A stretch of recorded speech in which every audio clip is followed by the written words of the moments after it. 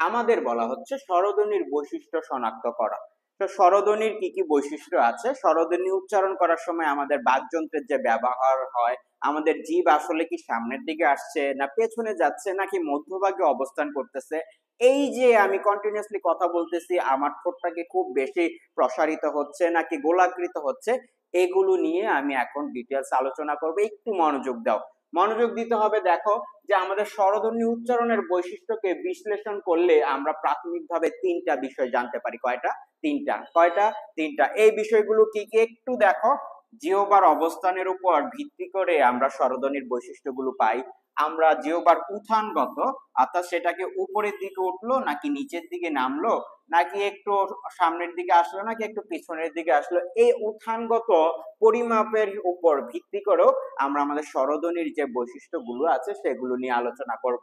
তারপর দেখো ঠোঁটের আকৃতি, অর্থাৎ আমরা তো কন্টিনিউয়াসলি কথা বলছি, কথা বলার সময় আমাদের ঠোঁটটা কি একটু এভাবে প্রসারিত হয়ে যাচ্ছে কিনা, আমাদের ঠোঁটটা কি এরকম একটু গোল হয়ে যাচ্ছে কিনা, এই বিষয়গুলোর উপর ভিত্তি করে আমরা স্বরধ্বনির বৈশিষ্ট্যগুলোকে আলাদা করব।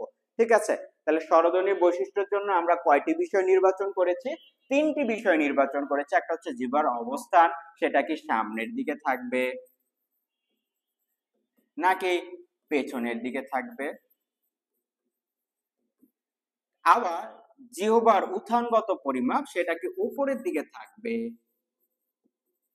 নাকি সেটা নিচের দিকে থাকবে, আবার ঠোঁটের আকৃতি সেটা কি এমন করে প্রসারিত হবে নাকি আবার এমন করে আমাদের গোলাকৃত হবে, এগুলো নিয়ে আমরা জানবো।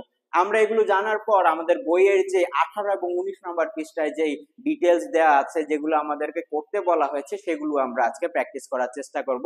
আশা করি এতটুকু করার পর তোমরা ওই বিষয়গুলো নিজে নিজে করতে পারবে। তাহলে চলো আমরা পরবর্তী স্লাইডে চলে যাচ্ছি। এখানে দেখো স্বরধ্বনি উচ্চারণের সময় আমি যে প্রথম বললাম যে আমাদের জিভের অবস্থানের উপর যে জিনিসগুলো নির্ধারিত সেটা হচ্ছে এইখানে আমি অ্যাড করে দিয়েছি। তাহলে এখান থেকে তোমরা দেখতে পাচ্ছ, এখান থেকে তোমরা দেখতে পাচ্ছ আমি যদি একটু দেখাই, জিহ্বা যখন সামনের দিকে, একটু মনোযোগ সহকারে, জিহ্বা যখন সামনের দিকে অগ্রসর হয় তখন সেটাকে সম্মুখ স্বরধ্বনি বলে। তখন সেটাকে সম্মুখ স্বরধ্বনি বলে। সম্মুখ শব্দের অর্থ সামনের দিকে অগ্রসর হওয়া। সম্মুখ শব্দের অর্থ সামনের দিকে অগ্রসর হওয়া। সম্মুখ স্বরধ্বনি শব্দের অর্থ হচ্ছে সামনের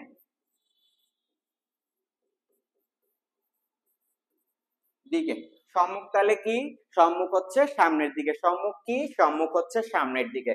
তাহলে জিহ্বা যখন সামনের দিকে অগ্রসর হবে তখন সেটাকে আমরা কি বলবো? সম্মুখ স্বরধ্বনি। একটু মনোযোগ দিতে হবে। জিহ্বা যখন সামনের দিকে অগ্রসর করব তখন সেটা হবে আমাদের সম্মুখ স্বরধ্বনি। সম্মুখ স্বরধ্বনি কয়টি? সম্মুখ স্বরধ্বনি হচ্ছে তিনটি। এগুলো হচ্ছে ই, এ, এ। সম্মুখ স্বরধ্বনি কয়টি? তিনটি। এগুলো হচ্ছে ই, এ, এ। তারপর দেখো জিহ্বা যখন মধ্যভাগে অবস্থান করে, অর্থাৎ কি আমাদের জিহ্বাটা সামনের দিকেও আসলো না পেছনের দিকেও গেল না, তাহলে জিহ্বাটা কোথায় আছে? মধ্যভাগে অবস্থান করছে, এমন স্বরধ্বনিকে বলা হয় মধ্য স্বরধ্বনি। এমন স্বরধ্বনিকে কি বলছে? মধ্য স্বরধ্বনি বলছে। মধ্য স্বরধ্বনি কয়টি? মধ্য স্বরধ্বনি হচ্ছে একটি। মধ্য স্বরধ্বনি কয়টি? মধ্য স্বরধ্বনি হচ্ছে একটি। মধ্য স্বরধ্বনিতে কি হবে না? জিহ্বা সামনের দিকে আসবে না। মধ্য স্বরধ্বনিতে কি হবে না? জিহ্বা সামনের দিকে আসবে না। তারপর দেখো জিহ্বা যখন পেছনের দিকে, এই যে দেখো একটু পেছনের দিকে ধাবিত হয়, অর্থাৎ কি চলে যায়, আমরা যখন বর্ণ উচ্চারণ করি তখন আমাদের জিহ্বাটা যখন পেছনের দিকে ধাবিত হয় বা চলে যায় তখন সেটাকে আমরা পশ্চাৎ স্বরধ্বনি বলি। পশ্চাৎ শব্দের অর্থ হচ্ছে পেছনে। পশ্চাৎ শব্দের অর্থ হচ্ছে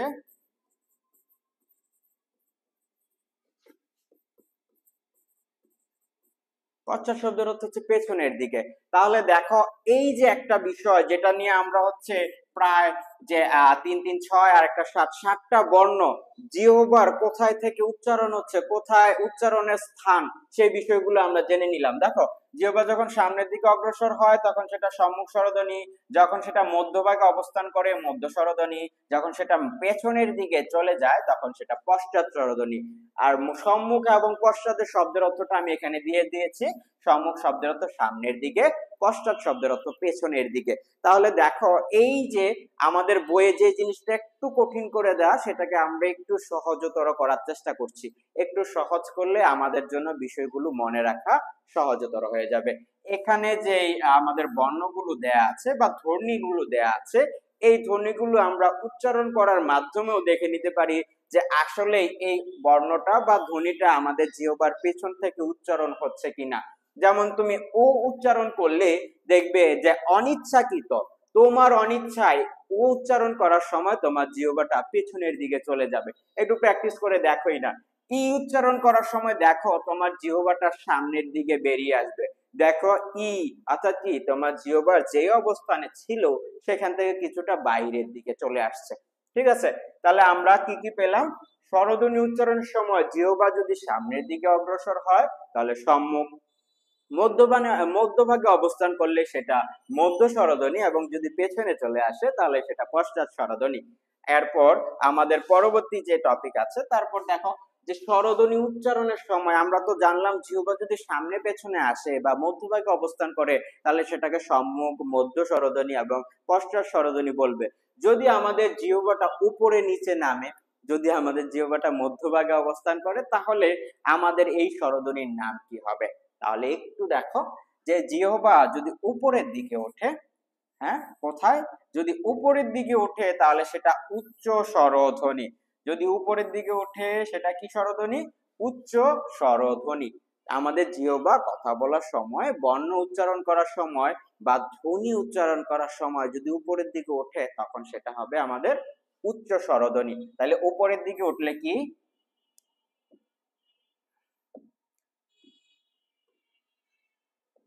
উপরের দিকে যদি ওঠে আমাদের কি হবে?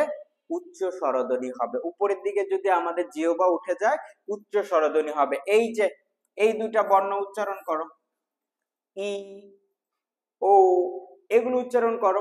এগুলো উচ্চারণ করার সময় দেখতে পাবে তোমার যেই জিহ্বা আছে সেটা সামনের দিকে আসছে এবং একই সাথে উপরের দিকে চলে যাচ্ছে। ঠিক আছে, জিহ্বা সামনের দিকে আসছে এবং একই সাথে উপরের দিকে উঠে যাচ্ছে। এই কারণে আমরা এই জিহ্বার উপরের দিকে ওঠাকে বলতেছি উচ্চ স্বরধ্বনি। এরপর দেখতে পাচ্ছ এখানে দেখো, উপরে জিহ্বা উপরের দিকে অল্প বা সামান্য উঠলে, কিঞ্চিত পরিমাণ, হ্যাঁ, আমাদের জিহ্বা যদি উপরের দিকে অল্প বা সামান্য ওঠে, কিঞ্চিত পরিমাণ ওঠে, তখন সেটাকে আমরা বলবো মধ্য স্বরধ্বনি। তখন সেটাকে আমরা বলবো মধ্য স্বরধ্বনি। মধ্য স্বরধ্বনি হচ্ছে 4টা। দেখো, মধ্য স্বরধ্বনি হচ্ছে 4টা। এ, এ, অ, ও। মধ্য স্বরধ্বনি কয়টা? 4টা। দেখো, এইগুলো উচ্চারণ, এই 4টা ধ্বনি উচ্চারণের সময় আমাদের জিহ্বা কোথায় থাকতেছে? মাঝামাঝি থাকতেছে এবং অল্প বা সামান্য উঁচুতে উঠতেছে। যেমন একটু উচ্চারণ করে দেখো, তোমরাই উচ্চারণ করো, প্র্যাকটিস করো। এ, এ, অ, ও, এগুলো উচ্চারণের সময় আমাদের এই যে জিহ্বা আছে সেটা সামান্য পরিমাণ উপরে ওঠে, সে কারণে সেটাকে বলা হচ্ছে মধ্য স্বরধ্বনি। তাহলে উপরের দিকে যেটা থাকবে সেটা উচ্চ স্বরধ্বনি, মাঝখানে জিহ্বা যখন অবস্থান করবে মধ্য স্বরধ্বনি, এবং যখন সেটা নিচু দিকে অবস্থান করবে, এই যে জিহ্বা যখন নিচু থাকে তখন সেটা নিম্ন স্বরধ্বনি। তখন সেটা নিম্ন স্বরধ্বনি। নিম্ন স্বরধ্বনি কয়টা? একটা। নিম্ন স্বরধ্বনি কয়টা? একটা। আমরা এর আগের বার দেখেছিলাম যে জিহ্বা যখন সামনের দিকে অগ্রসর হয় তখন সেটা হয়ে যাচ্ছে সম্মুখ স্বরধ্বনি। জিহ্বা যখন মাঝামাঝি অবস্থান করে তখন সেটা মধ্য স্বরধ্বনি। জিহ্বা যখন পেছনের দিকে ধাবিত হয় তখন সেটা পশ্চাৎ স্বরধ্বনি। এখন আমরা দেখতেছি জিহ্বা যখন আবার উপরে উঠে যায় তখন সেটা কি? উচ্চ স্বরধ্বনি। জিহ্বা যখন অল্প বা সামান্য উপরে ওঠে তখন সেটা মধ্য স্বরধ্বনি, এবং জিহ্বা যখন নিচের দিকে নেমে যায় তখন সেটা নিম্ন স্বরধ্বনি। নিম্ন স্বরধ্বনিটাকে একটু তোমরা দেখে রাখো। আ, আমরা স্বরবর্ণ উচ্চারণের সময় আমরা এটাকে স্বরও বলি, সরায়া বলি, কিন্তু ধ্বনি উচ্চারণের সময় আমরা সে বর্ণের নামে সেটাকে ডাকি না, সেটাকে আমরা উচ্চারণ করি কেবলমাত্র। যেমন এটা হচ্ছে এ, এটা হচ্ছে এ, এটা হচ্ছে অ, এটা হচ্ছে উ। আবার তেমনি ভাবে আমাদের জিহ্বা যখন নিচু থাকে, যে নিচু স্বরধ্বনিটা আছে সেটা হচ্ছে আ, তখন আমরা সেটাকে আর বর্ণের নামে ডাকবো না। যখন আমরা ধ্বনি পড়ছি তখন আমরা সেটাকে আর বর্ণের নামে ডাকবো না। তাহলে তোমরা কি বিষয়গুলো ক্লিয়ার হতে পারছো? দেখো একবার বলে দেই, উপরের দিকে যদি উঠে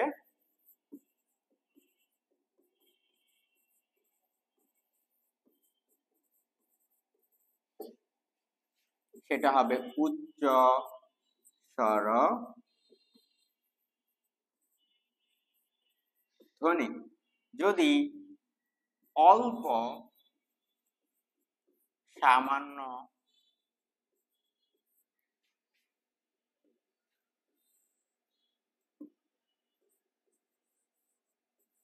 অল্প সামান্য উপরে ওঠে তখন সেটা কি হবে? মধ্য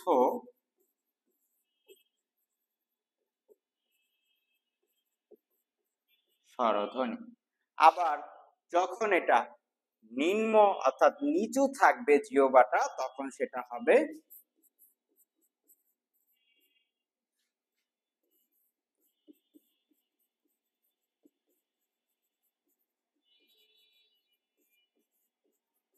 ঠিক আছে। তাহলে দেখো আমরা এর আগের বার যেটা জানলাম, একটু যদি আমি আগের স্লাইডে চলে যাই, দেখো আমরা যেটা জানলাম স্বরধ্বনি উচ্চারণের সময় যদি জিভ অগ্রসর হয় সম্মুখ, যদি মধ্যভাগে থাকে মধ্য, যদি পেছনের দিকে ধাবিত হয় তাহলে পশ্চাৎ। আবার এখন আমরা জানছি যে জিহ্বা যদি উপরে উঠে যায় উচ্চ স্বরধ্বনি, জিহ্বা যদি অল্প বা সামান্য একটু উঠে তাহলে মধ্য স্বরধ্বনি, জিহ্বা যদি নিচু থাকে তাহলে নিম্ন স্বরধ্বনি। আমাদের এই বিষয়গুলো একটু পৃথক পৃথক ভাবে মনে রাখতে হবে। একটা হচ্ছে জিহ্বার সামনে পেছনে আসার ব্যাপার, একটা হচ্ছে উপরে নিচে যাওয়ার ব্যাপার। অর্থাৎ একটা হচ্ছে জিহ্বা সামনের দিকে আসতেছে কিনা, মধ্যভাগে অবস্থান করছে কিনা, পেছনের দিকে অবস্থান করছে কিনা।